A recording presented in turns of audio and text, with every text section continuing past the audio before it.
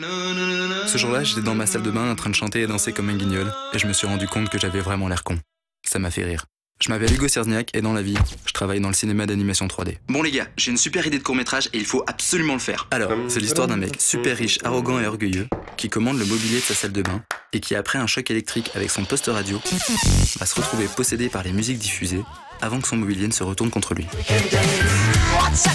Et ce que j'aimerais faire au niveau du traité graphique, c'est développer un visuel avec des aplats de couleurs, des effets de pinceau, un univers super riche avec plein d'ambiances différentes. Ce serait trop cool, non? Ouais, ça tue! Mais ouais! Et je veux pas plomber l'ambiance, mais t'as quoi comme budget pour le faire? Pour que le film soit à la hauteur de ses ambitions, il faut que je puisse engager des professionnels. Et pour ça, il me faut de l'argent. Je suis donc allé voir les organismes censés aider la création en France pour ce genre de projet non lucratif. Désolé, c'est pas vraiment le genre de film auquel nous contribuons.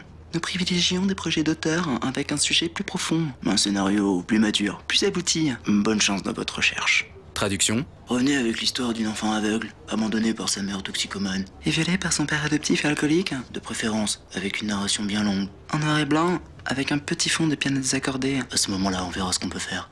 Je me suis donc tourné vers les sociétés de production et les studios d'animation. Avec un peu de chance, le projet les bottera et l'autoproduiront sans rien demander à personne. Mais on aimerait bien, mais on n'a pas les sous. On aimerait bien, mais on n'a pas le temps. On aimerait bien, mais on le connaît pas. Bah écoute, si tu veux, ça nous arrive d'autoproduire des courts-métrages, mais c'est souvent pour des réalisateurs qu'on a déjà en interne. Et comment on fait pour devenir réalisateur? Ben, faut avoir fait au moins un court-métrage. Face à l'adversité, j'étais prêt à baisser les bras et à me résigner. Lorsque soudain... Bon, on va te le produire, ton film.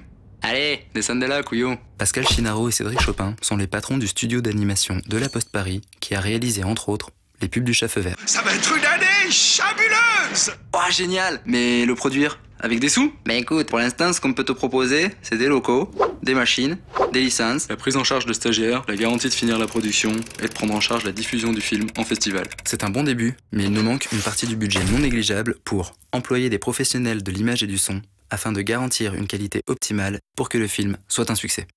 En gros, on compte sur vous.